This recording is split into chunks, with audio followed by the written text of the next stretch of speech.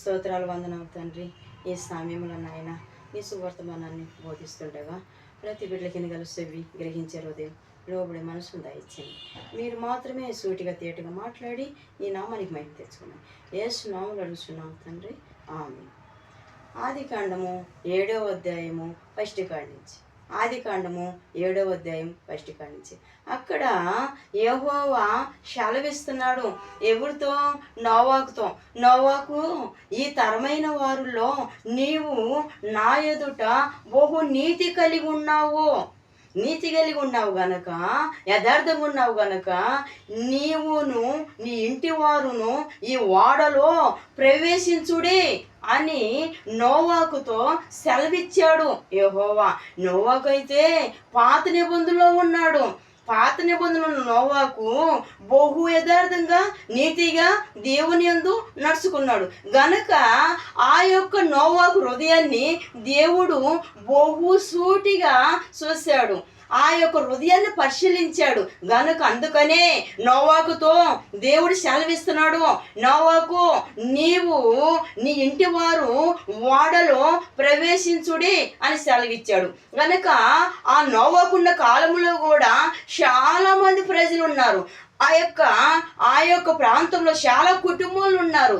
అయినా సరే ఆ కుటుంబాలు ఉన్నారు గనక ఆ కుటుంబాల మధ్యలో నోవాకు నివాసం చేస్తూ ఉన్నాడు గనక ఆ కాలంలో నోవా కాలంలో ఆ ప్రజలు విచ్చలవిడిగా జీవిస్తున్నారు. పాపములో శాపములో లోకములో బహుగా జీవిస్తున్నారు గనుక వారు దేవునికి వ్యతిరేకంగా ఉన్నారు గనక దేవుని ఎదుట బహు నీతిగా ఉండకుండా లోకానుసారంగా ఉన్నారు గనక దేవుడు ఉగ్రత వాళ్ళ మీదకి వచ్చింది. దేవుడు ఉగ్రత వాళ్ళ మీదకి వచ్చి ఆ యొక్క దేవుడు సెలవిస్తున్నాడు, నోవాకు ఈ ఓడని నువ్వు తయారు చెయ్యి. ఈ రచన ఓడలోకి అనేకమైన ప్రజలు వస్తే వారు రచన పొందుకుంటారు, మారుమనసు పొందుకుంటారు. వారు నా ఎడ్ల బహు యథార్థంగా నీతి కలిగి ఉన్న ఎడ్ల వారి పక్షంగా నేను ఉంటానని ఈ యొక్క ఆ నోవాకుతో యెహోవా తండ్రి సెలవిస్తున్నాడు. కనుక ఆ తండ్రికి నోవాకు మాత్రమే లోబడి ఆ తండ్రిని గనపరుస్తూ శుతిస్తూ తండ్రిలో నీతి మార్గంలో నడుచుకుంటూ ఆ తండ్రిలో భయభక్తులుగా తండ్రి ఎదుట ఉన్నాడు కనుక నోవాకు. అందుకనే యెహోవా దేవుడు సెలవిస్తున్నాడు, నోవాకు నీవు నీ ఇంటి వారు ఆ ఓడలో ప్రవేశించుడి అని సెలవిస్తున్నాడు. గనక ఆ ప్రాంతంలో చాలా ప్రజలు ఉన్నారు, చాలా కుటుంబాలు ఉన్నారు గనుక వాళ్ళందరూ కూడా దేవుని రాజ్యానికి అర్హులు కాకుండా ఆ రక్షణ పొందుకోకుండా మారుమనసు పొందుకోకుండా వారు బహు దేవునికి దూరంగా ఉన్నారు. అందుకనే నా ఉగ్రత నీ మీదకి రాకమునిపే, నా కోపం నీ మీదకి రాకమునిపే, నేను కన్నెర్ర చేయకమునిపే నా యొక్క మార్గంలో నడుచుకో, నా యొక్క మందిరానికి రా, నన్ను స్తుతించు ఆరాధించు అని ఆ యొక్క దేవుడు సెలవిస్తున్నాడు. కనుక దేవునికి వేరుగుండి మనం ఏమి చేయలేము కనుక ఆ యొక్క కాలంలో ఆ ప్రజలతో యెహోవా దేవుడు సెలవిస్తున్నాడు. కనుక యెహోవా దేవుడు సెలవిచ్చిన రీతిగానే ఆ నోవాకు దేవుణ్ణి ఎంతగానో స్తుతించి గణపరిచాడు. కనుక ఆ నోవాకు పక్షంగా యెహోవా దేవుడు ఉన్నాడు. గనుక ఆ సమయంలో ఆ యొక్క ప్రజలు బహు దూరంగా ఉన్నారు కనుక యెహోవా సెలవిచ్చాడు నోవాకుతో, నోవాకు 40 రాత్రులు 40 పగలు జలప్రయాణము వస్తుంది. ఆ జలప్రయాణములో ఆ యొక్క ఓడలో మీరు మాత్రము ప్రవేశించుడి అని దేవుడు యెహోవా తండ్రి సెలవిచ్చాడు. గనుక ఆ నోవాకు ఆ జలప్రయాణము రాకమునిపే ఆ యెహోవా దేవుడు చెప్పినట్టే ఆ దేవుడు ఆ యొక్క ఓడని సిద్ధపాటు చేయమని చెప్పినప్పుడు ఓడని సిద్ధపాటు చేసి ఆ ఓడ కట్టి పూర్తి అయిన తర్వాత తన కుటుంబం ఓడలోకి రావడం జరిగింది. గనుక యెహోవా తండ్రి ఆజ్ఞ ఇచ్చినట్లే 40 పగలు 40 రాత్రులు ప్రచండమైన వర్షముతో వచ్చి ఆ వర్షములో ఆ ప్రజలందరూ కూడా మునిగిపోయినట్లు మనం గ్రంథంలో చూస్తున్నాం. ఎందుకు? దేవునికి దూరంగా ఉన్నారు, దేవునికి సమీపం ఉండకుండా, నీతి మార్గం నడుచుకోకుండా, దేవునికి వ్యతిరేకంగా, దేవునికి దూరంగా పాపంలో జీవిస్తున్నారు, శాపంలో జీవిస్తున్నారు. అందుకనే ఆ రక్షణ ఓడలకి వారు ప్రవేశించకుండా, ఆ ఓడలకి వాళ్ళు రాలేక బహు లోకములోనే ఆ యొక్క జలప్రయాణమనే ఆ వర్షములోనే వారు మునిగిపోయినట్లు మనం చూస్తున్నాం. గనక ఆ రీతిగా మనం ఉండటానికి వీల్లేదు. గనక ఆ యేసు ప్రభు వారిని మనము సొంత రక్షకుడిగా మన హృదయంలో అంగీకరించేవారిగా, ఆ మారుమోసి రక్షణ పొందుకునేవారిగా మనం ఉండాలని ఆ యెహోవా దేవుడు కోరుకుంటున్నాడు. ధర్మశాస్త్రం కాలం కదా, పాపం చేసినా ఆ తండ్రి క్షమిస్తాడులే అని ప్రజలు అంటూ ఉంటారు. గనక నోవాకు కూడా ధర్మకాల శాస్త్రంలోనే ఉన్నాడు. గనక ఆ నోవాకు పక్షంగా ఆ యొక్క యెహోవా దేవుడు, ఈ తరమైన వారిలో నువ్వు నీతిగా కనిపిస్తున్నావు నాకు, అందుకే నువ్వు నీ ఇంటి వారు రక్షణ ఓడలోకి మీరు ప్రవేశించుడే అని చెప్పి యెహోవా తండ్రి అంటున్నాడు. ధర్మశాస్త్ర కాలంలోనే ఉన్నాడు గనక బహునీతిగా ఉన్నాడు, పాపానికి బహు దూరంగా ఉన్నాడు, శాపానికి బహు దూరంగా ఉన్నాడు. గనక దేవుడి మార్గం నడుచుకున్నాడు. ధర్మశాస్త్ర కాలమైనా కూడా సరే దేవుని యథార్థంగా ఉన్నాడు.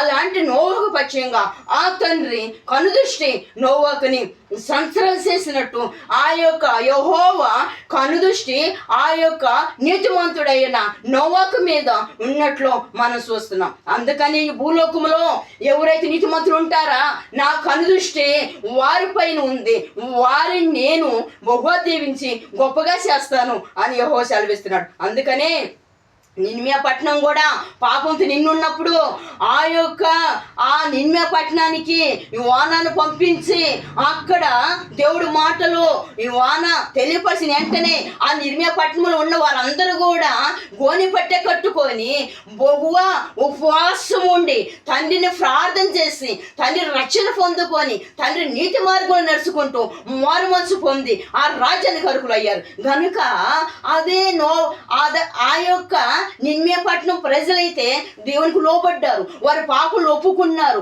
వారి శాపం నుంచి బయటకు వచ్చారు, దేవుని రక్తంలో కడగబడ్డారు, బహు రక్షణ పొందుకున్నారు, దేవుని రాజ్యానికి అర్హులు అయ్యారు. నిన్మే పట్టణం వాళ్ళు ఆ యొక్క దేవుణ్ణి వారి హృదయంలో అంగీకరించారు గనక ఆ యొక్క పరలోక రాజ్యాన్ని సొంతం చేసుకోవటానికి వారు ఆయత్తపడ్డారు. గనుక ఆ నోవా కాలంలో జలప్రయాణంలో మునిగిపోయినట్లు ఆ ప్రజలు మనం చూస్తున్నాం. దేవునికి లోబడలేదు, దేవునికి దూరంగా ఉన్నారు, పాపానికి సమీపంగా ఉన్నారు, అపత్రానికి సమీపంగా ఉన్నారు, దేవుని గాయాలు రేపుతూ దేవుని బహు తిరస్కరించి దేవుణ్ణి తోసివేశారు.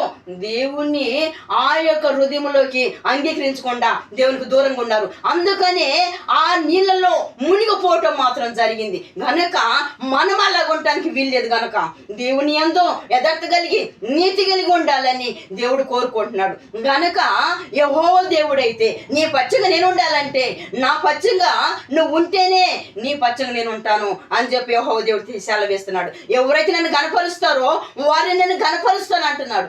ఎవరైతే నా పచ్చంగా ఉంటారో వారి పచ్చంగా నేను ఉంటానని చెప్పి యెహోవా దేవుడు సెలవిస్తున్నాడు. గనుక నిన్మే పట్టణంలో ఉన్న ఆ ప్రజలైతే దేవుడికి లోబడ్డారు గనక ఆ పాపాన్ని నుంచి ఏరైపోయారు గనక దేవుని రాజ్యానికి అర్హులయ్యారు. గనక నోవా కాలంలో ఆ ఓడ నోవా కట్టేటప్పుడు నోవాకుని ఎగతాళిగా మాట్లాడారు, వేళ్ళగా మాట్లాడారు. అయ్యో జలప్రయాణం వచ్చిందంట, ఈ నోవాకు ఓడలో ఉంటాడంట, మేమందరం నీళ్ళలో మునిగిపోతామంట అన్నట్టు ఒక వేళన చేసి మాట్లాడారు. గనుక వారి వైపు చూడలేదు నోవాకు, ఆ మాటల వైపు చూడలేదు, ఆ మనసు వైపు చూడలేదు, ఆ యానం చేసి మాట్లాడే మనసు వైపు చూడలేదు.